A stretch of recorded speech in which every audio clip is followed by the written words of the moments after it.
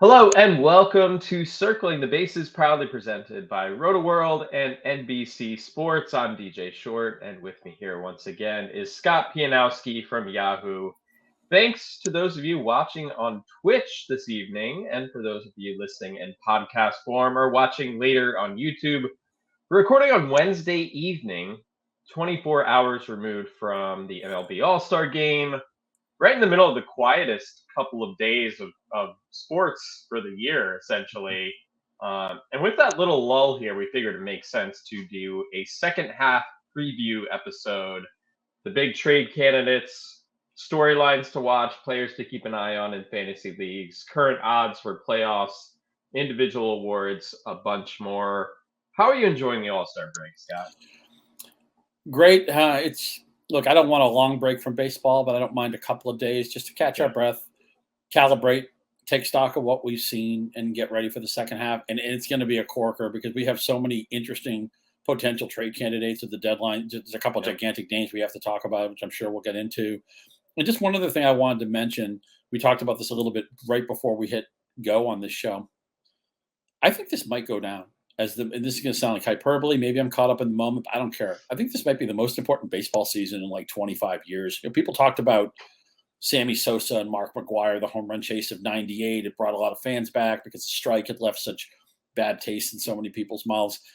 I actually wasn't as gripped to it as some people because I thought the home runs just got a little bit silly. And we found out afterwards that there's a lot of enhancement there and people have different feelings on the whole steroid era. I'm not here to unpack that. But what I see this year, they make a bunch of rule changes. I think baseball needed a shot in the arm, and I think the pitch clock is great. I think the rules that have encouraged people to steal bases, I don't know if the size of the bases helped that much, but the pickoff throw rule certainly helps. And teams are running like crazy. Ronald Acuna is having a crazy stolen base season. I think the Reds stole 10 bases during the All-Star break. I could talk Ellie De La Cruz for an hour if you want to. And there's just baseballs get a time where there's so many uber talented guys. De La Cruz is the latest one, but the Braves roster is just stacked. And in Baltimore, it feels like they're calling up a stud every other week. And there's so many fun young teams and young talented players that the AL Rookie of the Year race is wide open. We'll get into that a little bit. Corbin Carroll is doing things that a rookie has never done. Hitting plateau. And we're going to have some seasons, right, where Acuna is going to go some places people have never gone. Carroll may go some places a rookie has never gone. I can only imagine what De La Cruz might have in a partial season, and I wish he had come up earlier. But I go back to my original statement. I think this is the most important baseball season in 25 years, and I'm having a blast, and I cannot wait to see what's in store for us the next few months. Right, and Shohei Ohtani doing what he's doing offensively. Didn't even mention Ohtani, right?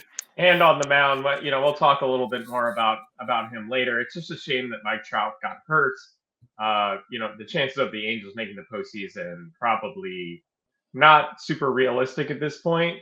I mean, you want Ohtani on that biggest stage. You know what I mean? A year where he's going into free agency, it might be a $600 million player in free agency. It's very possible. Been grossly underpaid. What a deal the Angels got on that first contract. And also, about Trout, and I hate to stick a pin in some of the enthusiasm I just offered. I heard I thought this myself, and then I heard Joe Posnanski say it on his podcast, and it's going to sound like I'm taking it from him, but I just want to mention that I was listening to it. They were talking about how Trout might age in the second half of his career, and they were fearful that maybe he might have like a Ken Griffey Jr. second half of his career, which was the comp I was kind of thinking of. Yeah. I worry that Mike Trout, I mean, look, it's easy to say, like, maybe we've already seen the best of Trout. Maybe he'll never be an MVP again. But I'm just concerned that he might have that Griffey Jr. second half where it's actually kind of frustrating to watch him play. He's got a football player body. That was a point Posnanski was making. I'm almost wondering if Mike Trout now, look, his last injury was a fluke. He got hit by a pitch on the hand. That could happen to anybody. But I almost wonder if he's like an NFL running back where he's been through the ringer. He plays so freaking hard. He's got that really bulky body. We've seen him shut down the running game in recent seasons. Yeah. I think Mike Trout is still a heck of a baseball player, but for a long time, if somebody said to you, who's the best player in baseball, of course it was Mike Trout. You wouldn't say anybody else. And I feel like he's not even close to that conversation anymore. And windows don't stay open as long as we think. That's really kind of more of a football motif where the careers are incredibly short. Any football player should get every dollar he can get because your career can be over any snap of the ball. But I'm just afraid that Mike Trout might have that Ken Griffey Jr. second half of his career, and it makes me sad. I mean, he's sitting on 3 playoff games. He signed to the big contract. It's funny how the Angels haven't run too well with some of these contracts. Josh Hamilton, Albert Pujols. I wonder if the Trout contract will ultimately maybe not age that well, although they had to do it. And again, they got so much surplus value out of the early years of Trout, just like they got unbelievable value from the Ohtani contract. Right. Just a strange place for the Angels to be in right now. I feel like they're kind of screwed no matter what they do. I think if they hold Ohtani, it's going to be like, well, you're not going to sign him. You're not going to get him. You didn't get anything for him. And if they trade him, it's going to be like, oh, well, now he'll never come back. Maybe that flushes away any chance to re-sign him. In theory, if you could ever convince him, look, re-sign with us, we'll trade you for a bunch of stuff, and then we'll bring you back. I mean, I wish I could somehow make that work. That's not going to happen. I don't think anybody thinks Ohtani's going to be on the Angels next year because he's sick of not contending. So I don't know. The Angels in a no-win position right now? They are, but I find it very, and we'll get into this part because I think I want to focus on more of the realistic trade candidates later. Sure. I don't think Ohtani's going to get traded. Me neither. I think he's a gate attraction, even if the Angels are not in contention. And with Trout hurt for the next 6 weeks, I mean, hamate bone surgery type situations, usually it's like 6 to 8 weeks, somewhere in there. So we're talking through early September. Like, they need that gate attraction in the ballpark. Yes, Ohtani, I would say more than likely will leave via free agency somewhere, whether it's the Dodgers or Yankees or Mets or whatever it is. But they need that gate attraction for now. They do get a draft pick, draft pick compensation if he leaves. So it's not like he's leaving and they're getting nothing.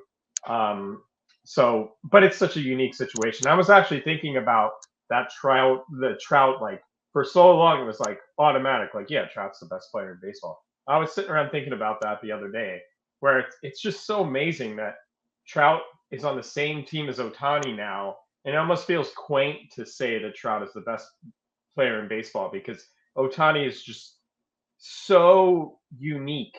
It's like an absurd comparison to compare Ohtani to any other player, because he truly does it all. And he's arguably one of the top hitters in baseball, one of the top pitchers in baseball. I love when somebody can be described as one of one. And Shohei Ohtani is one of one. You can't compare him to anybody. And it does, just to put a kind of a period on the Trout conversation, it's just weird to see he was Batman for so many years, and now he's Robin. Yeah, yes, that's the best way to put it. But yeah, and it just goes to show, like, baseball is not a two-man band, and no, we know that, and the Angels have showed that. Let's start out here talking about some of these second half storylines, more of them. We already mentioned Luis Arraez and his chase for making a run at 400. We both said the other day we don't think he gets close, but there's plenty of other interesting stuff to go around here, starting with Ronald Acuna Jr. He's sitting on 21 home runs, 41 stolen bases through 89 games. That puts him on pace for high 30s as far as home runs. He did really turn it on as we got late in the first half here as far as power. Nobody's even had a 30 homer, 70 steal season before. So even to get to that would be pretty amazing.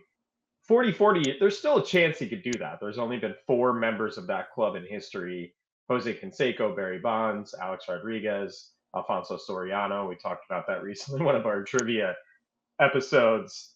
So what do you think? 40-40, could it happen? I mean, he already has the 40 steals. He just needs 19 home runs. But 30-70 would still be pretty amazing too. Yeah, he's going to end up with a season nobody's done before. I come back to what Eric Davis did early in his career in the 80s. 27 home runs and 80 stolen bases in his first full season. That was 132 games. The crime of Eric Davis is he could never play a full season. He was always playing 130 games, 115 games, 90 games. He missed some full seasons. Acuna, I think one thing about Acuna is that he wants to run, and he's still at an age where it makes sense, and it's a high percentage thing. He gets the extra volume of batting leadoff. If he's within hailing distance of a 40-80 season, I think the steals he can get him if he wants them. It's just a matter of you can try harder to steal bases and steal bases. You can't really try harder to hit home runs and hit home runs. It doesn't really work that way. I think at the end of the season, he's gonna have the first 35-80 season I think nobody's ever done that, and he'll be the first.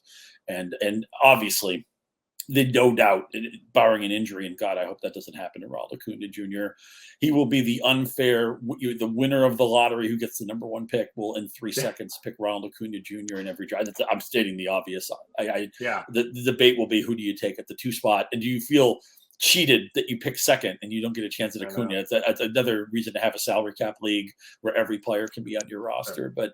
But Acuna, in a year where there's been so many stars, and the only thing that's keeping Ohtani away from the number one pick is that in Yahoo we split him hitter and pitcher. Obviously, if you got all of Ohtani, he'd be in a class of his own. But I don't know who the number 2 pick is next year. It's going to be Acuna at 1, and I'm putting him down for 35-80. Yeah, so you look at sort of the comps in history. You mentioned Eric Davis. Ricky Henderson had a 28-homer, 87-steal season in 1986. Henderson had 24 homers, 80 steals in 1985. Joe Morgan actually had a couple of seasons in that ballpark too, as far as power, speed combo. But otherwise, just not much close. Like we were saying, if he goes 30 homer, 70 steal, that's never been done. He's already within spitting distance of a season we've never seen before. So we got to appreciate that, even if he doesn't get the 40 home runs, I think. Yeah, Ricky should have had more than one MVP. I don't mean to ruffle the feathers of Joe Sheehan, who was a huge Don Mattingly fan, but Ricky Henderson was the best player in the American League in 1985. It's just the writers worshipped at the altar of the RBI back then. Not that Mattingly wasn't tremendous, but Henderson was more valuable and was oddly slightly underrated his entire career. And Joe Morgan, it snuck up on everybody because, Pete Rose was the face of the Reds and Johnny Bench was a multiple MVP winner. But Joe Morgan was, by the end of the 70s, accepted as the best player in baseball for that decade, and a guy who wasn't appreciated in Houston. He walked a lot. People didn't understand how badly the Astrodome just held down offense. And I don't miss that place, man. It was just like a wine cellar. You couldn't see anything. I don't know how anybody ever hit Nolan Ryan in that place. But so when you're tossing around names like Joe Morgan, acknowledged is probably the best second baseman in history, and Ricky Henderson, the best leadoff hitter in history. Acuna's in fast company. And, you talked about Ohtani earlier. I mean, a lot of the awards, we'll get to the awards later. A lot of the awards are going to be interesting. The only thing that stops Acuna or Ohtani from winning MVP is an injury. In fact, I even think Ohtani, we don't think he's going to get traded. Even if he did get traded out of the American League, I still think he would win the MVP. Yeah, that is the ironic part of that, for sure. Interesting part about the stolen base numbers here. So no players reached 70 steals since Jacoby Ellsbury in 2009. So, I mean, that really puts in perspective how the game changed in that, interim, 12, 13 years. Speed just completely fell off the map.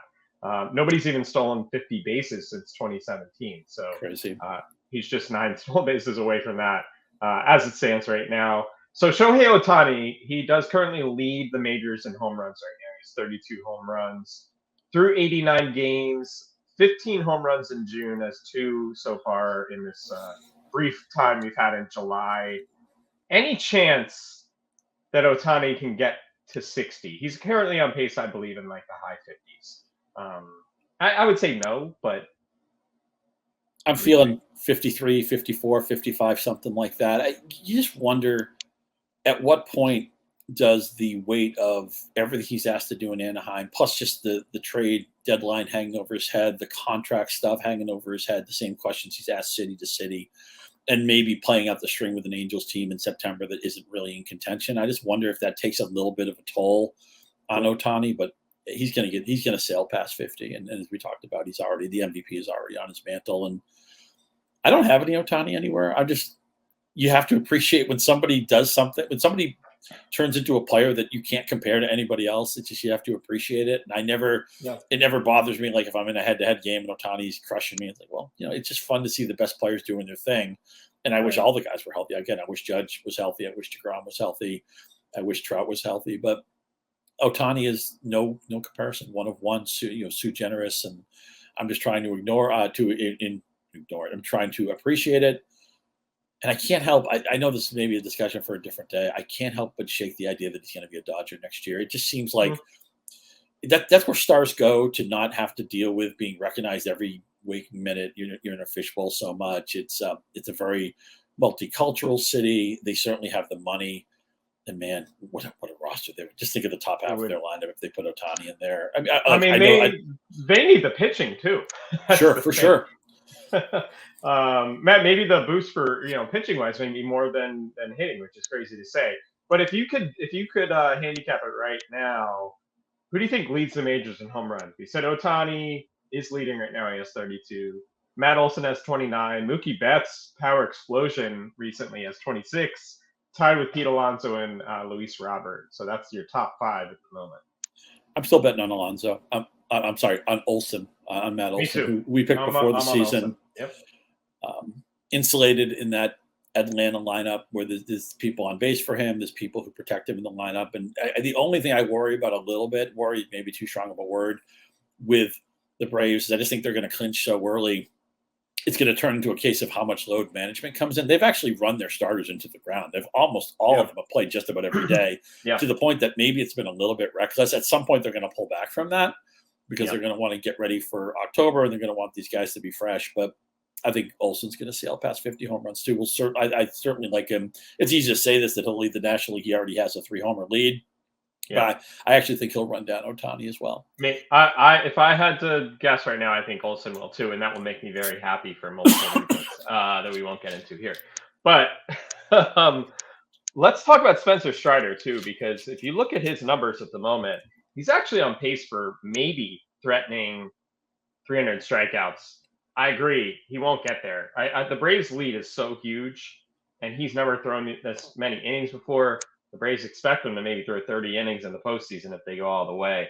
I don't think he's going to come close to that, but 275, that could be in reach for Spencer Strider here. And I think Verlander got to 300 a couple of years ago, but that's not really a stratosphere we see many pitchers get these days. That's a huge number the way today's game is, where they're happy for most guys to go 6 or 7 innings.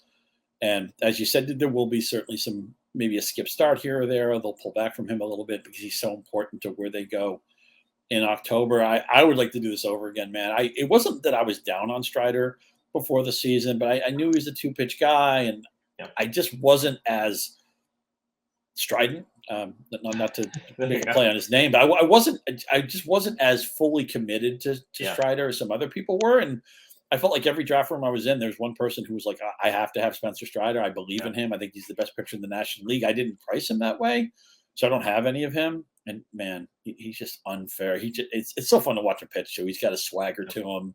There's just a little bounce in his step when he strikes guys out. I love this Atlanta team. I would love to see them go to the World Series. I know with the expanded playoffs, we talk more and more every year about what a crapshoot it is and how in a short series anybody can win. I think this Atlanta team is special, and I want to see them in the World Series again. I want to see Acuna on a big stage. Not that they haven't had it before, but I want to see Strider on a big stage. I love the depth of this lineup. Mm-hmm. And as you said, 275 strikeout, even like 250 feels like 300 used to feel, right? Yeah. Somebody getting over 200 is a big deal. And also very quietly, I want to mention Kevin Gausman, who has 153 strikeouts in the American League, which is an awfully big number. Mm-hmm. He's comfortably ahead of Pablo Lopez. I didn't realize that 138 strikeouts. He's having a really nice season. And Blake Snell has been terrific of late. He's been great. He and Ohtani are next up on the strikeout list. I don't think Snell's – it feels like he hasn't a lot of run in like 6 weeks. He got off to a really poor start, as did almost everybody in the Padres, it feels like. But I think he can get back into the Cy Young chase. But – yeah, Spencer Strider, man, I got that one wrong. One of my biggest regrets of the draft season, and he's going to end the season. I think that the strikeout number he gets this year may end up being like the biggest strikeout number we see for like a 7 or 8 year period, or maybe even longer than that, because the game has just changed so much. Right. What do you think of the big kind of news this past couple of days? The Yankees let go of their hitting coach, Dylan Lawson. They hired Sean Casey, who has no coaching experience, but of course we know him well from MLB Network, all the demos that he does with hitting. He obviously knows his stuff. There's no doubt about that. Joins his former teammate Aaron Boone, manager of the Yankees there. I don't know if this will really matter. I think it just comes down to the talent. And minus Aaron Judge, I mean, this lineup is not good. They basically hit 200 since Aaron Judge ran into that fence in Dodger Stadium on June 3rd. And for the season, the Yankees are hitting 230 with a 300 on base percentage. It's not good at all. We don't know when Aaron Judge will be back. I don't think that Sean Casey thing's really going to matter. I think the talent just has to play. Giancarlo Stanton needs to be himself. DJ LeMahieu needs to be himself. Gleyber Torres, etc. And maybe Judge comes back who knows, in August at some point. It's just really hard to pinpoint where that is. I think it's hard. I think the Yankees have a better chance of making the postseason than the Mets for sure. But beyond that, they're a total mystery to me. Yeah, I get why they made the batting coach change, but because it's a card you can play, but you as you said, you got to have talent. And yeah, I'm looking at the fantasy ranks of the Yankees hitters to this point. Gleyber Torres has been a top 100 player. Judge is just outside the top 100 because he's missed some time, but he's obviously been very good. And Anthony Rizzo squeaks into the top 200. Yep. Other than that, they do not have a top 250 player on their offense. Nobody, which is just shocking to me. I mean, obviously Stanton can't seem to stay healthy. He's barely batting 200. DJ LeMahieu all of a sudden looks like he's 39 years old. Connor Falefa is kind of a fringe player. I think there's a lot of optimism for Anthony Volpe before the season. He's hitting 216. He's got some category juice, so he's had some fantasy value. But you hit 216. That even in today's game where average isn't that important, that still sticks out like a sore thumb. I think they've kind of missed Aaron Bader, who's missed a lot of time. I think he would have helped this offense. At times, Willie Calhoun's in the lineup. Yeah. This is not the Yankees I'm used to. In fact, I feel very comfortable saying not only are they not going to make the playoffs, and neither New York team will make the playoffs. And our friend Zinke was talking about that today in his Yahoo piece.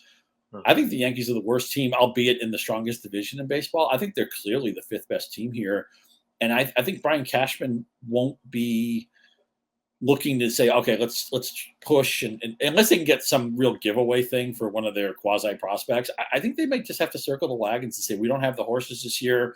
Maybe it's just better if Judge doesn't come back. Let's just have him come back next year healthy. Let's not rush him back and have him fall into a more significant injury pattern for next year.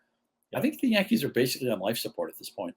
Yeah, I mean, if Judge isn't going to be back until we really don't know. But if he's not back until late August, I just don't see the Yankees hanging around here. I just don't see it happening. Carlos Rodon is back, and that's a huge positive. But this lineup minus Judge is very pedestrian.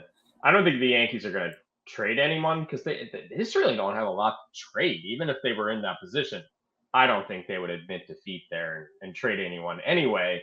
I think there's a lot of teams in that bucket too who will not sort of admit defeat, especially after investing so much money. And I'm talking the Padres, talking the Mets. There are pie in the sky possibilities with each of those teams. We'll get into the trade stuff now. With the Mets, Max Scherzer's there, Justin Verlander, but there's no trade clauses. There's monster contracts. It would have to be the perfect scenario with the team who's we'll take on a bit of this contract for this to really work. I just don't see it.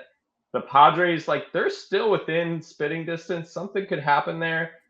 Josh Hader, Blake Snell, Juan Soto, I guess, but I just don't see that as realistic. I think with the Mets, if they do trade some pieces here, we're talking about pretty much anyone from their bullpen.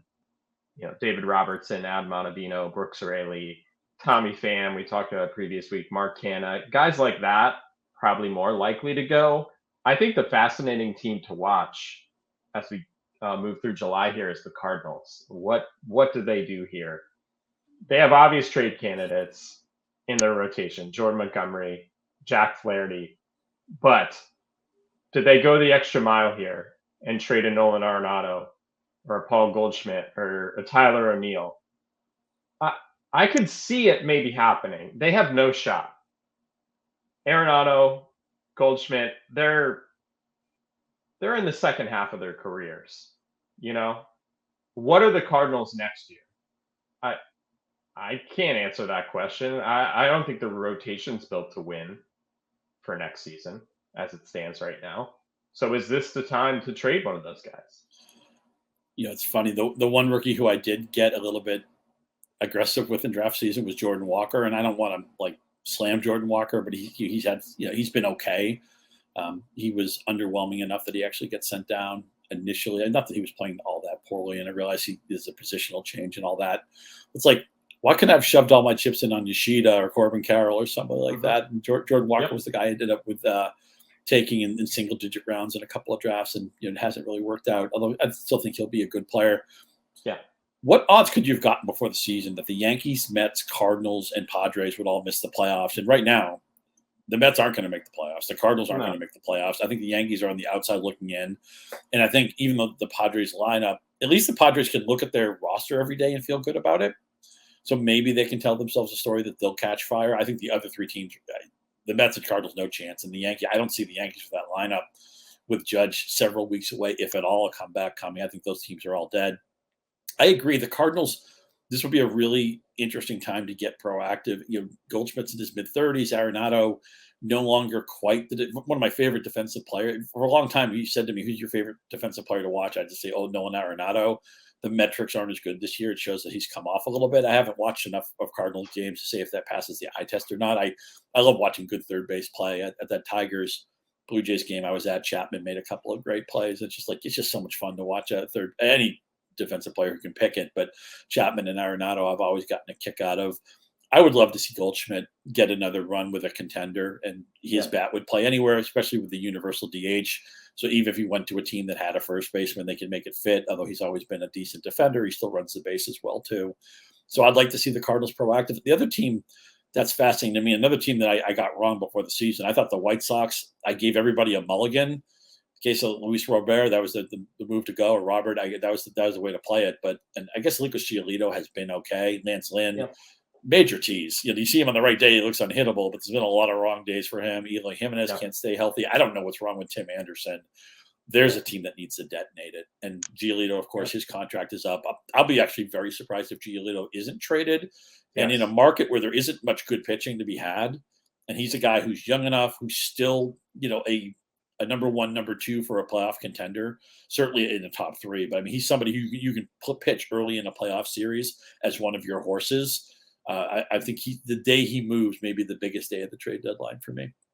Yeah, I'm not saying that Tony La Russa was the answer there at the White Sox, but clearly it wasn't just La Russa that was the problem. Like, just something is wrong with this mix with the White Sox for sure. And we'll see them start to rebuild this roster at the trade deadline, I'm sure. And the crosstown with the Cubs, they have interesting trade candidates too. Giolito, Marcus Stroman, I think those are the two most realistic big names to be traded as far as starting pitchers. Leading into the deadline here, Stroman has had a really good first half. We talked a little bit about him in our episode the other day. I think probably we see a little bit of regression in the second half, more natural than something saying I don't believe in him. But he's had a good defense behind him, one of the best infield defenses in baseball, which helps his cause because he keeps the ball on the ground. How's that look if he gets traded elsewhere? We'll see. Cody Bellinger, I think an obvious trade candidate, signed a one-year deal with the Cubs, has had a nice rebound this season, was interrupted a little bit by injury, but I think he could make sense for any number of contenders out there. Kyle Hendricks has looked pretty decent since coming back. He's another possibility. Yan Gomes there has had a really good year behind the plate for the Cubs. So I think the Cubs have a lot of potential pieces who could be moved. Moving on, I'd say the Tigers teams are looking starting pitching. Eduardo Rodriguez, he's just back. He hurt his finger. It was out for a little while. He wasn't great in his return, but I think as he shakes the rust a little bit, I think he'll improve his stock going into the trade deadline. Michael Lorenzen was the Tigers all-star representative. How much I believe in him, I'm not sure, but I'm sure more than likely he will be traded leading in the deadline as well. Yeah, Lorenzen, I mean, the ERA is a little bit over 4, but the whip's in a good place. He would make sense as just he's good enough to be in a contender's top 5. He'll be your 4 or 5 pitcher. Yeah, but you can definitely do that. The problem with the Tigers, they just don't have that many guys who would be interesting to contenders. A healthy Rodriguez certainly would be, and it's interesting. Their closer Alex Lang has not pitched well lately. Actually, Jason Foley has been their best relief pitcher. We see a lot of relief pitchers move to the deadline. So I wonder if the Tigers went to somebody and tried to peddle Lang for the saves, I wonder if somebody would be like, well, wait a minute, Jason Foley's better than Lang. We'd rather have him.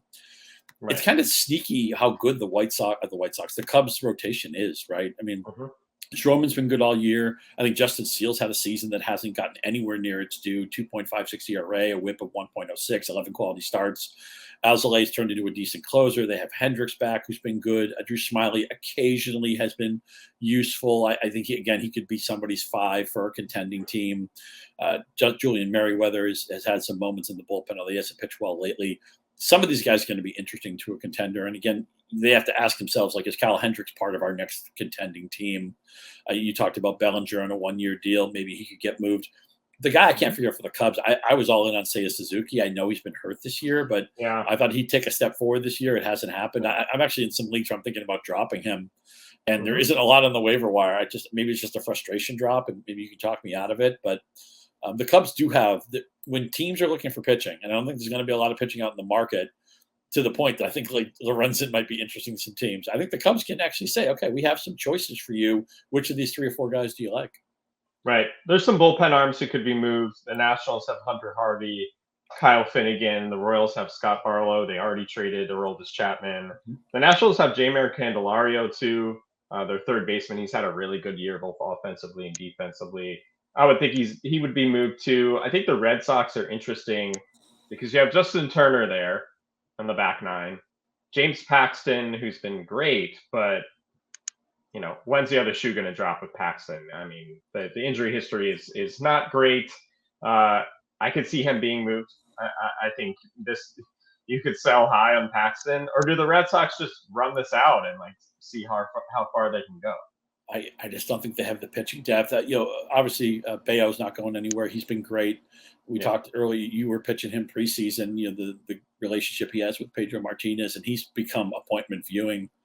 To the point, I think he might be their staff ace right now, even with as well as Paxton has thrown. But the moment Paxton has a good season when he's healthy, you got to try to ship that. And even Kenley Jansen, right? I mean, 3.23 ERA, 1.37 WHIP. He's got the saves, but he's not the Kenley. He used to be at one point the best or second best relief pitcher in baseball. He's a long way from that. A closer is an unneeded luxury for a team that isn't really a championship contender. The Red Sox are above 500 in the strength of their offense. They don't have, even in a crapshoot playoff structure that we have now, I just don't see how the Red Sox can go deep in the playoffs. So if I were them, if they haven't moved Paxton or Jansen, or at least one of those guys, probably Paxton will go, but I'd try to move Jansen too. And as you said, Justin Turner, in his late 30s, still a professional hitter. He'd be interesting to a contender. They should try to move any of these guys. And if they don't have, and people aren't sure, if Bloom is going to be the long-term GM here. I think it's a very important trade deadline for him. Yeah, Nick Pivetta, Adam Duvall. I can see it. I can see those guys being attracted to a contender. Right, and the case with Duvall, who you had that great interview with him a couple of weeks ago. It's a shame he got off to a fantastic start, got hurt, and since then, Jarren Duran, who did not play well at all last year, has just been gangbusters. I mean, he's lost his confidence last year. He looked like he'd never played center field before. He was striking out a ton. Now he's on every pitch. He's running like crazy. Man, the guy's totally ripped too. I think he actually reminds me a little bit of Jacoby Ellsbury. I think I see that. Might fill out to be like a 15, 20 home run guy. And Ellsbury at peak, he was probably the MVP of 2011 if the Red Sox chicken and beer team doesn't spit the bit down the stretch and ultimately not make the playoffs. Remember that great final night of baseball 2011, the best regular season day in baseball history as far as I'm concerned, even though the Red Sox found a way to screw up their playoff spot when they lost to Baltimore that night. Carl Crawford couldn't come up with a soft line drive. It would have been a great catch. But is that Andino? Robert Andino? I believe it was. Yep, and remember the big comeback for the Rays, and then I think Longoria hit a home run over that tiny little 4-foot fence they have by the foul pole. All this stuff happened. A lot of times we think of the NFL, and you watch Red Zone on a Sunday, you're at a sports bar, and everything's happening in the same window. And baseball finally figured out, let's do that. Let's have all the games at the same time, and let's have whip around coverage where all this stuff is moving in real time. And that's just one day where everything fell into place, where a bunch of games flipped late and comebacks and crazy plays, and there was just incredible drama because usually baseball doesn't offer it. It's just too many games. A lot of things are settled by the final game of the season. A lot of times it's the starters aren't even in the lineup and all that. But that was one day where a bunch of stuff was in play, and it feels like so many different things were changing late in games. Oh, it was great. It was great, and that was peak Twitter too. Peak sports Twitter. Is Twitter going to get traded at the deadline, you think? Man, we'll see. If there's anybody that has the infrastructure to succeed with a new social media app, it's probably Meta/Facebook. So I don't know. I think They've talked. Twitter's talked about retiring. I don't know that Twitter is going to play into its 20s and 30s. I think Twitter might retire at a young age. I think Twitter might be in the back nine, DJ. I agree. Crash and burn. So this weekend, remember, Sunday, MLB a leadoff on Peacock from the San Francisco Bay to the banks of the Allegheny. The Giants face the Pirates once more in Pittsburgh. Both teams hope to move up in their divisions, but only one can rise on Sunday morning. Watch MLB Sunday leadoff live at 11:30 a.m. Eastern, exclusively on Peacock. We're just talking about trades. It would be pretty interesting to see if the Pirates try to do a favor for Andrew McCutchen and trade him to a World Series contender type team. Or does McCutchen want to stay? I'm sure they'd probably leave it up to him, But I'd be shocked if, this offseason, McCutchen just doesn't come back to the Pirates. I think he'll be back next year, no matter what. There's a guy you could trade and get back, right? And I'd love to see him make the Hall of Fame. He's probably a borderline case right now. Yeah. One of my favorite news items of the year that probably got a little bit overshadowed. I know the Pirates got off to a hot start, and they've come back to earth since then. But I was just so happy when they extended Brian Reynolds and they made a commitment to okay, no more of this develop good player, trade good player, start over again, pocket the revenue sharing money. They're set up to be a legitimate contender. And they have a bunch of, eventually O'Neal Cruz will come back, who was kind of like Ellie De La Cruz before Ellie De La Cruz. Although not, maybe he wasn't playing to quite the efficiency that Ellie has been. But, O'Neal Cruz is another guy who he looks bigger than everybody else. He identifies himself automatically, and it's just be great to get him back. I'm glad that Reynolds is in the long haul here. They'll probably keep Bednar, their closer.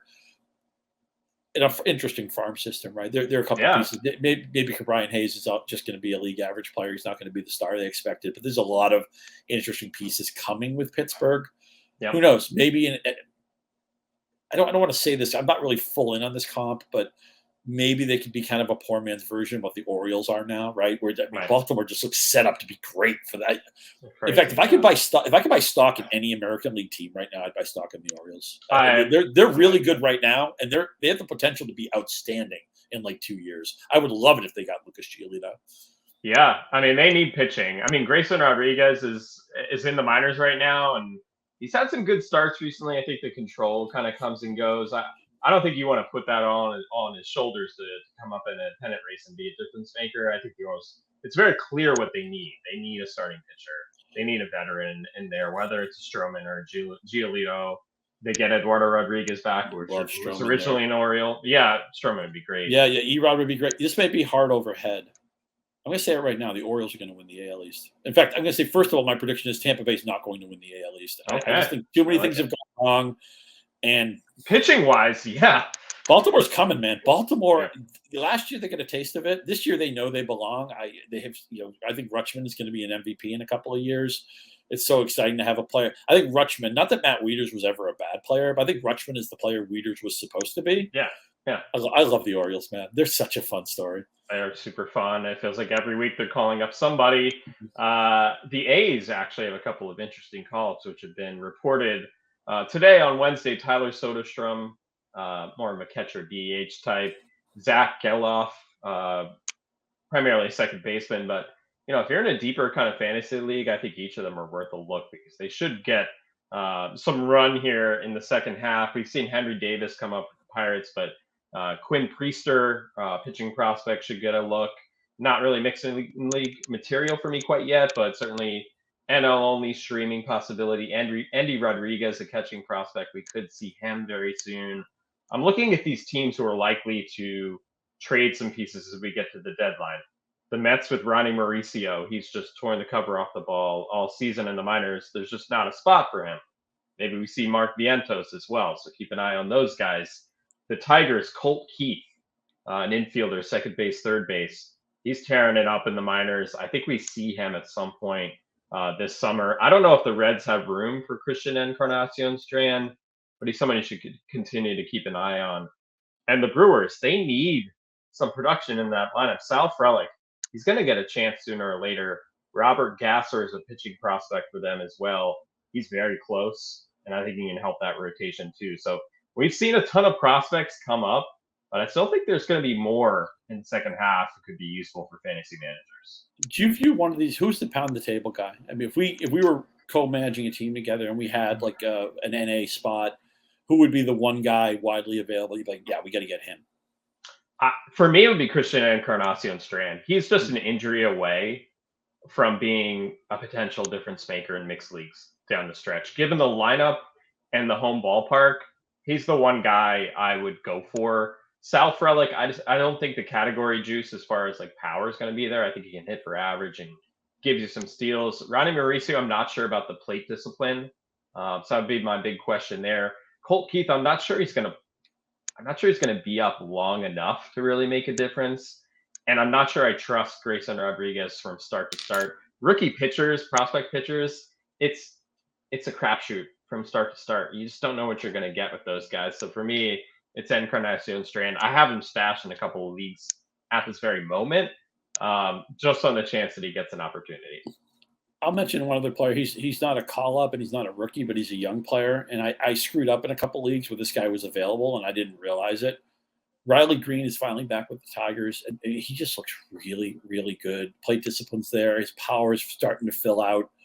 And I know the Detroit lineup isn't very good, but Riley Greene's going to be really fun to watch. I could see him being a top 20, top 25 outfielder the rest of the season. Yeah, I mean, when we talk about players who are up in the majors, no longer have that prospect status, we could see kind of break out in the second half. Another Tiger, Tarek Skubal. We've mentioned him as he's been rehabbing from a flexor injury surgery that he had last summer. The velocity's ticked up. Even in his starts back in the majors so far, I think he's only had 2. Hasn't pitched super deep, but the stuff looks really good. I could see him really jumping on the radar here in the second half and be like sleeper material. Won't be sleeper for long, but going into next season, I think he'll have a lot of momentum.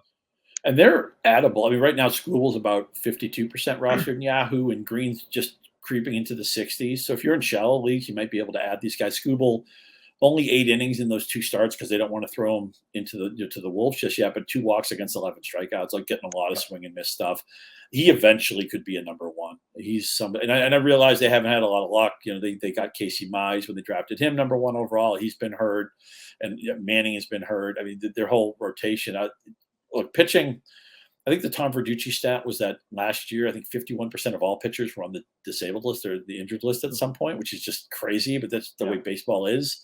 Yeah. But I'd just like to see the Tigers get a break. And of course, Rodriguez, as you mentioned, has been hurt. He's the veteran of the staff and was pitching really well early in the year. Probably trade bait if he proves healthy. Yeah. If nothing else, even if you can't pick up Skubal or maybe you're in a league where it doesn't make sense to get him, just scout him because I think you're going to want to draft him next season.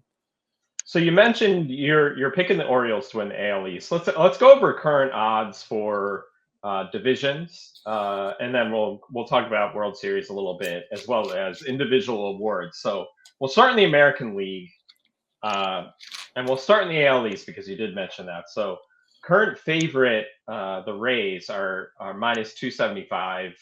The Orioles at plus 400. The Yankees are plus 1100. So are the Blue Jays. I love that number for the Orioles. They are right on the heels of the Rays currently. And like you were saying, if the Orioles go out and get a starting pitcher, I think it's a gettable division. I think the Rays are they're so pesky. They're so persistent. I wouldn't rule them out, but like the Orioles they're right there and they could get better. Right. I mean, Tampa Bay, they eat all their vegetables. They do so many little things right. They're very smartly run. They squeeze every amount of value out of every dollar they spend. But the Orioles are only 2 games back. And I'm saying you should you can't bet the Rays at the number they're at, no. But you can bet the Orioles. And if you want a sleeper, because the Yankees aren't winning this division, and with that pitching staff, I don't see how the Red Sox would. The Blue Jays, man, their offense is a sleeping giant. Another Zinke piece from today's column. I think they're 13th in runs, even though in some of the offensive metrics they're top 10. They've underachieved and probably some poor luck. And I realize the park has played pitching friendly when we thought it might be hitting friendly, but they still have all those interesting legacy pieces in the lineup. If they've fixed Alek Manoah, and who's to say they have? I realize he was probably the most destructive fantasy player you could have picked because he wasn't hurt, but he was going out and torching your ratios. But if they get him going again, Gossman is in the Cy Young race. Toronto's only 7 games out. I'm picking the Orioles, but I'm saying here, bet against the Rays. You can't bet them at that number. Baltimore would be a chalky way to take down Tampa Bay, but maybe Toronto's not too far out to make a run. Yeah, I think the Orioles are they're the sprinkle team. If it works out, great. But certainly you're not betting on the Rays at that number. AL Central, Twins are the slight favorites, minus 160. The Guardians are plus 140. I really don't know what to think here, and I also am not sure that whoever wins that division is going to have a winning record at this moment, honestly. Yeah, man, the White Sox should be ashamed of themselves that they're behind that Tigers roster, but they are. The Tigers, they know they're not in it. The White Sox are going to start selling pieces any minute now. The thing with the Twins and the Guardians, I'm always surprised when the Guardians score 4 runs, and I'm never surprised when one of the Twins gets hurt. Even just DHing Byron Buxton hasn't kept him healthy. Carlos Correa hasn't looked right all season. If the Guardians could just get one piece, just something to make their lineup a little bit longer and deeper, because it just feels like they have a bunch of guys who put the ball in play and hit, they slugged 370. It just feels like their whole team is like that, except for Jose Ramirez. I don't know what's happened to Josh Bell, who I thought was a great ad for them, and he hasn't looked anything like the player I remember. But here they are. They're basically effectively in the tie right now. They're actually, I guess, a half game ahead of the Twins right now. So. And we know they're pitching. Talk about a team that it seems like they're calling up a great pitcher every few weeks, right? They have a great young pitching staff. I don't know if they'll get anything out of Tristan McKenzie, but what if they do? Yeah. I'm gonna pick the Guardians. I just feel like something's gonna go wrong. Something's gonna go wrong with the Twins. There's a black cat in that stadium. I know it's not a very sabermetric friendly reason here. We try to be smart on this podcast, but I just feel like all the Guardians need, like you talked about, like maybe Tommy Pham getting traded. Tommy Pham would look like Manny Ramirez on the Guardians, I mean, or Ricky Henderson. That's a great call. Yeah. That would be a great fit. I immediately put him in the leadoff or second spot, and he would make this team a lot better. I'm presuming he's healthy. I know he's a little bit dinged up right now, but that's the type of guy that Cleveland should be trying to acquire. Yeah, I like that. Bellinger or Pham, really. Love Bellinger too, sure. With the AL West, the Rangers are the slight favorites. Minus 105. The Astros are plus 105. The Mariners are plus 1100. Disappointing year for the Mariners so far. Can the Astros chase down the Rangers? I believe in the Rangers. The depth of that lineup, 1 through 9. And I think the Astros, I'll be careful with this comp. They're kind of like the poverty level Yankees in that you take Alvarez out of their lineup, and it just doesn't look that dangerous anymore. Alex Bregman is kind of just a guy right now. Altuve's on the back 9. They have a lot of, obviously Kyle Tucker is still a star, although Dusty Baker never been a lineup slot low in the order that he didn't want to put Kyle Tucker in. I'll never understand that. But I feel like that lineup gets thin really quick. You get like an inning off every once in a while with the Astros, which you never did before in the past, where they would work deep in counts. Obviously, they were really skilled hitters, and they were doing some other stuff too. The Rangers, there's no break in their lineup. Their 7, 8, 9 hitters would be top 5 hitters on a lot of other teams. Yeah, Guardians. Yeah. They probably have the best lineup in I think only the Braves have a better lineup than the Rangers, and the stats certainly bear that out. I think the Rangers have led the league, the majors in scoring most of the season, but it doesn't look fluky to me. No. Young might be the rookie of the year. If they can just keep Seager healthy, Marcus Semion's such a good player. They have a hitting catcher that so many teams don't have. Yeah. And shockingly, I would have thought if you told me that Jacob deGrom would make 6 starts, I'd be like, well, there's a kill shot. Okay, good luck with, asking Eovaldi to be an ace. Well, guess what? He's in the Cy Young discussion. Good luck getting John Gray to be like a top 3 starter. Well, guess what? He's having that season we've waited forever for John Gray to have, finally a few years removed from Colorado and healthy. I think he's had Tommy John surgery at least once. I mean, this is finally the year that John Gray we waited forever have it. I stopped waiting for it. I gave up on it. Dane Dunning, I don't know, is that pixie dust eventually wear off? I'm starting to think he's just going to be good all season. The Rangers are going to win the AL West. I actually feel fairly confident about that. We can also feel confident about the Braves winning the NL East. Yes, sir. The line on the Braves to win the NL East is minus 10,000 right now, which I feel like I've never seen. Wow, that is a thing. NL Central, let's get there. It's a bit more interesting. So the Brewers are the current favorites at plus 100. The Reds are plus 125. How do we feel about that? I had a ticket on the Reds to win the NL Central a couple of months ago, and it You was were pitching plus it when eight. they were like 11-1 or 10-1 or Yeah, 7-1. You get a good price I, on it. I already cashed it out Good because man. the number was so good for being offered to cash out. I just took it because it was like if they win it, like the difference wouldn't even have been that substantial. That's how much value I had gained in that time. But I still think this number is really nice for the Reds at plus 125. Yeah, it's a two-team race, right? The Cardinals are going to sell. The Cubs are going to sell. The Pirates know they're a year away. All the Reds need is some luck with their starting pitching, with the health of it, or maybe some guys to step up. Another team I would love to see Giolito get traded to, Stroman, or any of the Cubs starters, really, because the Reds lineup is another lineup that just keeps coming at you. And, Spencer Steers had such a nice season. It's overshadowed by some of the other young players in baseball, but he's been really good. They have a catcher who can hit. They have people who can run. They have power. Joey Votto still has something left. And wouldn't it be fun? We talk about Trout not having playoff moments. Wouldn't it just be fun to see Joey Votto in the playoffs again and maybe have one more signature moment? I think he's also a Hall of Famer in my book, and just a guy it's just cool to have Joey Votto around. He's just a player who gets it, a cerebral player, and a guy who's always been fun to watch. So I'm invested. Maybe it's hard overhead, but I think the Reds certainly have a better lineup. And the Brewers, Joe Sheehan always talks about this. Craig Counsell is a wizard with bullpen management, but at some point that stuff kind of runs out. They've had a couple of guys, I think, maybe pitching over their skis in that bullpen. And relievers are like French fries. They're great when they're warm, but then when they go cold, they can be really gross and you have to throw them out. I mean, I don't mean I love it. To be dismissive like that. I think I'm actually parroting that from Mike Salfino, who had the French fry reliever line, but it's a great line. If you're out there, Salfino, my old podcast partner. But eventually, I think Council's luck runs out. The Reds just have a better lineup to me, and I don't think the Brewers. Have you figured out what's wrong with Corbin Burns? I haven't, but he hasn't looked like an ace all season. He's looked like a number 3 all year. If the Reds can just get one reliable pitcher in this rotation, they really haven't had it. And of course, they have a knockout bullpen too, including one of the best closers in baseball. At this point, I'd actually be surprised. And maybe I'm getting caught up in the moment because the Reds are on such a heater right now. But I think they're going to win this division by 5 or 6 games. Yeah, I mean, I think if Brandon Woodruff can come back for the Brewers and be what he's capable of being, an ace, a co-ace, I think that makes a huge difference for this Brewers team down the stretch run. I don't know if it's going to happen.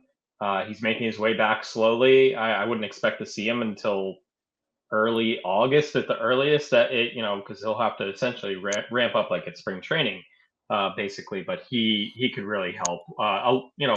Kind of offset a lineup which isn't great, as we've said. NL West. Dodgers the favorites right now at minus 275. Diamondbacks, a trendy team we've talked a little bit about. They are at plus 375. I mean, you're not going to bet on the Dodgers here. It's kind of like the Orioles Rays thing. If you're going to bet on the Diamondbacks, obviously. So I guess the question is, would you rather bet on the Orioles to win the AL East, or would you bet on the Diamondbacks to win the NL West? The Orioles. The Dodgers have I think a better roster than the Diamondbacks. Although I really respect Arizona. They have a couple of. It hurt that Kelly got hurt because they could throw out a couple of starters in him and in Gallen, who may be the Cy Young Award winner in the National League. Although Snell will have something to say about that. And the producer Adam mentions Snell's allowed 3 earned runs since May, which is just ridiculous. Yeah. You know what I don't get? Explain this to me, DJ, or if anybody listening, if you're still on Twitter, you explain it to me. How the heck are the Giants 49-41? What is good about that team? I don't get it. I don't. I know Estrada's had a nice season. He's hurt now. He's going to probably be out several weeks. But I mean, he's not like having an MVP contention season. They've added some pieces that have kind of worked out. A lot of their pitchers looked interesting to me before the season, and really only one of them has worked out. Yeah, Alex Cobb's been great. Yeah, that's it. I don't get it. If you told me, in fact, I have to look at the standings and see them at 49-41 to remember they're 49-41. If at any point during the season you just said to me, "Oh, well, how the Giants doing?" I'm like, "Oh yeah, a couple games below 500. They're competitive, but they're going nowhere." I don't understand. I feel like I've missed something. What's the special sauce here? Their bullpen's fantastic. Yes. They are a platoon team. Lamont Wade Jr.'s had a great year. Yep. But they really haven't, they signed Conforto. He's been okay. Jock Peterson's been on the injured list a couple of times. So, I think you're right. It kind of reminds me of a couple of years ago with the Giants when they won, 106 games. And you're kind of like, how? Like, the Buster Posey had a great year. Brandon Crawford turned back the clock too. But it was like really hard to figure out how they won that many games. Like, it just didn't make sense. But the Giants bullpen is locked down great. Camilo Duvall, the Rogers twins there. In the late innings, and they kind of like the Rays, like they know how to piece together a lineup even with less than quality pieces. Whereas the Rays, like there's guys day in and day out at this point who will be in the lineup, or Rosarina, Wander Franco, guys like that. The Giants don't have that. Patrick Bailey has been a great call up for the Giants too. We haven't really mentioned him as far as like call ups are concerned, but he's been great since coming up. Really good behind the plate too.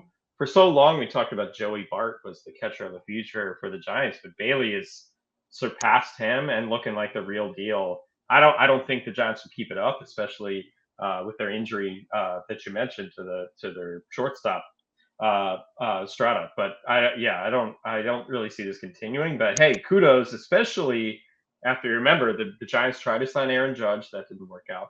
They tried to sign Carlos Correa moments before the press conference, the introductory press conference. They pulled it out of that one. They ended up going kind of cheaper. They signed Conforto. They signed Tyler Rogers. Like not really splashy stuff, but it's working for them so far. Yeah, I want to be fair. Actually, Cobb and Webb have actually both been really good in the rotation. It's been the other guys who haven't worked out. But you look at their offense, I guess the face of this team is the guys like Lamont Wade, Jock Peterson, J.D. Davis, guys who all have J.D. Davis has been great, yeah. OPS plus is 120. With Wade, it's 132. As you said, they squeeze the orange a lot with the platoons. They get on base. They have a lot of guys with really good OBPs. Wade's a 275, 404, 438 guy, OPS plus a 132. And, a lot of people probably couldn't pick him out of a lineup. J.D. Davis bounced around, had one good year, I think, with the Mets, and they decided he really wasn't a starter. He's having 277, 350, 450 year. It's been great. One of those guys that we roster him in one of my leagues, and we're never really sure if we should play him. We're never really sure if he's actually worth cutting if we find somebody interesting. And we ultimately end up keeping him. I don't know that we have him in the lineup all the time when we should. And one of the things that's frustrating with teams that are heavy on platoons, not that Davis is that big of a deal with the platoon guys, but you're going to have weeks where they don't play every day. And so it's like, oh, okay, we needed you to do something on Sunday, Davis, and you took zeros. But the Giants, maybe they're like the poor man's Rays. Maybe their money just goes further and they're smarter than other teams, even though, and as you said, they tried to spend it. They went after Judge. They did sign Correa. That didn't work out. But they've done a really good job in the secondary and tertiary market with some of these guys.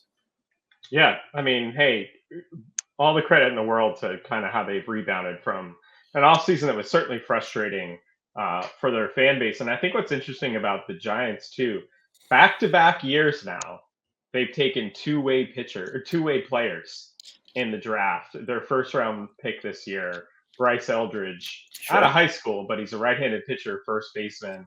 He's got the goods, and I think the Giants are the kind of team who will let this go. Like, let's see how far we can take this with a talent like this. So, yeah, the Giants they're doing some smart things. And their infrastructure is Zadie, the president. And also, I want to admit that when Gabe Kapler first came up as a manager, some of his creativeness in the relief jockeying was a little bit frustrating to me. But I've seen the light. Gabe Kapler, and not that the managers win games on their own. You need to have players, of course, and you need to have the opportunity to win games. But he's a good manager, and I think I'm finally starting to accept that he's a part of their special sauce as well.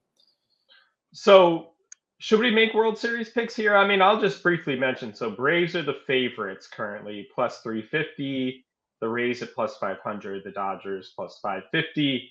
Astros at plus 800. Rangers plus 1,000, Yankees at plus 1,500. Not sure where the Orioles are on this, but rule them out. Blue Jays, if they get into the postseason with the top of their rotation, I think they should be taken seriously. The Orioles at plus 2,500. I think they're not a bad buy. And if the Phillies could get into the playoffs again at plus 2,500, they look like a pretty good value too. Yeah, Philly's a team I don't think will make the playoffs. What would be really dangerous because they can tell themselves a story where they'd have the better starting pitching than a lot of opponents. Exactly like last year, basically. Right, right there you go. Where they didn't even win their division, they sneak in and then they get to the World Series. I'm gonna say Braves and Rangers. Although I wouldn't be surprised if it's the Braves and Rays. The Braves and Orioles would be really fun. Like you, I think the teams in the Central are going to get eliminated pretty quickly. At least the AL Central and probably the NL Central too. Maybe the Reds or the Brewers are a year away from being anything significant. Yeah, the Braves are going to win the World Series, and I think it's going to be Braves over the Rangers in 6. Yeah, I think the Braves are far and away the best team. Does that always matter in the postseason? Not necessarily. This is tough. I don't want to go chalk. So let's. I don't think the Rangers pitching is good enough either. So I'm gonna go I'm gonna go Braves. I'm gonna go Braves Blue Jays. The Blue Jays get in with their pitching, with that lineup comes together. There we go, Braves Blue Jays. But I think the Braves are far and away the best team. Yeah, that was my alarm was going off. That was the wake up call for the Blue Jays to have a bang up second half. And man, I'll tell you, Toronto is a team you don't want to play them, man. No. Gausman is such. Talk about a guy. Remember when Baltimore for years couldn't get a starting pitcher to flourish under their regime, and it's one of those things. Like remember, like everybody who left Pittsburgh got better. It seemed like, and everybody who left Baltimore got better. It seemed like. Right. What would Kevin Gausman look like on the Orioles now? But he's so much fun to watch. I mentioned I was at that no hitter on Saturday. Gausman was pitching for the Jays that day too, and he's just really fun to watch. He's got the kind of funky rotation with that big kick, and he's got a swagger to himself as well. I would love to see the Jays. So many young players. Vladimir Guerrero Jr., home run derby champion, just a plays. He was Ellie De La Cruz before Ellie De La Cruz. Just a guy everybody was in love with. He's always get that bounce in his step. And the Jays are filled with guys like that. Bo Bichette's like that. The whole lineup is filled. George Springer has been a guy we've seen have playoff moments before. So I think actually think the AL East will get 3 teams in the playoffs, and it's not going to be the 2 big kids we're used to. It's not going to be the Yankees or the Red Sox. It's going to be the 3 other teams. So let's talk about NL award winners. So right now, Acuna is the favorite for the NL MVP, as he should be, at minus 350. Mookie Betts at plus 600. Freddie Freeman at plus 1,200. There's your top 3 at the moment. Can you see Betts or Freeman chasing down Acuna, or is this his award? We talked about earlier. This is what Acuna is doing is historic right now. I feel like it's going to be difficult to pass him. I think Acuna is really close that even an injury wouldn't derail him. If he got hurt tomorrow, and God, I hope he doesn't, maybe that's enough to take him off the award. But other than that, much like Ohtani in the American League, it's just an award. It's just an injury thing. That's the only thing you're betting on here. And the other problem with the Dodgers is they don't have an overwhelming dominant guy. It could be Betts. It could be Freeman. That makes them unbettable at their current global odds. Right. The sleeper to me, and again, Acuna would have to get hurt for this to happen. But what if Acuna got hurt and the Diamondbacks won the NL West? Then Corbin Carroll becomes a plausible winner. Yep, I agree. And Carroll is the favorite for the NL Rookie of the Year right now at minus 300. Ellie De La Cruz at plus 275. He is the runner-up right now, which is pretty amazing because he's only been up for like a month. But he's jumped everybody else in the National League, which I guess makes sense. That's fine. Maybe he gets the news headlines down the stretch, but I think it's Corbin Carroll's award to lose. His teammate Zach Gallen is the favorite for the NL Cy Young Award, but it's very, very close. So Zach Gallen is at plus 240, which is basically telling you it's wide open. Clayton Kershaw at plus 325. Spencer Strider at plus 400. I think the Dodgers are going to be careful. If they have this division lead, I don't think they're going to push Kershaw, obviously. And the Braves have a huge division lead. We already mentioned that. I don't think they're going to push Strider. I think the Diamondbacks are going to be putting pedal to the metal here. I think it's probably Gallen's award to lose, but it is certainly wide open. Yeah, I actually don't think Gallen's a bad price. And if you want to go a little bit deeper, I mentioned that Blake Snell had really gotten his game going. So I think he's an interesting long shot. With Kershaw, we knew that an IL spot was probably inevitable for him. The Dodgers always are really careful with his innings, and he's already thrown 95 innings. I think that's more innings than they wanted him to have at the All-Star break. I think Kershaw maybe throws 45 or 50 more innings the rest of the season, which will probably keep him from winning the award. Between Gallen, this is totally cheating. But between Gallen, Strider, and Snell, I feel pretty confident one of those guys will win, and I have no problem betting Gallen at the odds currently presented. Yeah, that's a really nice number, actually. So Ohtani, I mean, it's like Ohtani versus the field, basically, for For AL sure. MVP. Ohtani is at minus 750. You're not betting on that. Corey Seager is at plus 1600. So let's say Ohtani gets hurt. Maybe Seager has a chance here. Franco, Rosarena, Marcus Semien, Bo Bichette, all at 3,300. If I had to bet anybody else, and I know I've been kind of talking down Tampa Bay, but if I had to bet somebody not Ohtani, I would bet Franco or Rosarena. Me too. Yeah, I agree. So AL Cy Young Award is really interesting. I think this is wide open too. Framber Valdez is a favorite, plus 200. You mentioned him the other day. I mentioned Garrett Cole. He's a plus 300, so they're very close. Kevin Gausman, plus 350. We were just talking about him and the good year he's had. Shane McClanahan recently got hurt. He's at plus 800. We kind of made our picks the other day. I think you like Valdez. I like Cole. But I wouldn't rule out Gausman either, and he's probably the guy you'd want to bet on here if you wanted to sprinkle. I think. Well, fascinating thing about Cole is, and then I always throw this trivia question out, and I know I've asked it on this show before. Adam Wainwright is the pitcher who has the most all-time Cy Young win shares without a Cy Young, but Cole is right behind him. If Cole doesn't win this year, but gets a fair amount of voting support, which I would think he would pass Wainwright. He'd be the new answer to this question. But what I think is going to happen is and look, Valdez is terrific. And you mentioned, I'm trying to think of the other guys we were looking at. Kirby's had a really nice season. Zach Eflin's been really good. Evaldi's been shockingly a linchpin for that Texas team after they lost to Grom. But Gausman's the other guy I couldn't think of. If Cole is basically even with any of these guys, I think he's going to get the Lifetime Achievement Award. It's going to be one of these. Garrett Cole's never won this. At some point, we have to give Garrett Cole a Cy Young. So I feel like Cole's going to win any tie if it's basically effectively a tie. So AL Rookie of the Year, Josh Young has been great. He is the favorite currently, plus 125. Was the starter in the All-Star game. Yoshida with the Red Sox, he's a plus 275. Had a lot of early momentum in the first part of the season. Has had a good year. Gunnar Henderson has been coming on strong recently. He's at plus 300. If he can keep this going in the second half, the Orioles win the AL East, what have you. This could end up being a good number for Henderson, but I like all three of these guys, and I think this shows in the numbers is far from over. For sure. I do think Young certainly has the leg up. That's why he's the favorite. Henderson had that month where he couldn't hit. And the thing with Yoshida is there's going to be some voters who are going to say, well, wait a minute, the Japanese baseball is a professional league. So I think some people, and it's not that people have anything against Japanese players, it's actually a nod of respect to how good Japanese baseball is. So some people feel like those guys shouldn't win Rookie of the Year awards. So I think it'll be hard for Yoshida to win it. My money's on Young, but it's been really fun to watch Henderson spread his wings. Because again, he couldn't hit water, fell out of a boat for about a month, but he's been white hot since then. And that team, man, I'm in love with the Orioles, as I've said pretty much the last hour. I think when I'm done with the show, I'm going to put some money on the Orioles and put some money on Zach Gallen, which I already did before the season. I might do it again. And I might do it on Gunnar Henderson here too. I like all three of those values. What was Cole again for the Cy Young? Cole is plus 300 for the Cy Young Award. Yeah, because I also think he's the type of guy that even if they fall out of contention, would want to pitch anyway. So I don't think that's ever going to hurt him. I would actually think that's a good bet on Cole too. Yeah, I like it. So lots of good stuff for you guys as we dig into the second half here. It's a quiet couple of days in baseball, but sometimes you need that. Like, take some time to look at your roster, especially if you're close to contention. Like, what can I add here to put me over the top? It's a good time to take a break, take a breather, and evaluate your roster. And also, football season, training camp, right around the corner.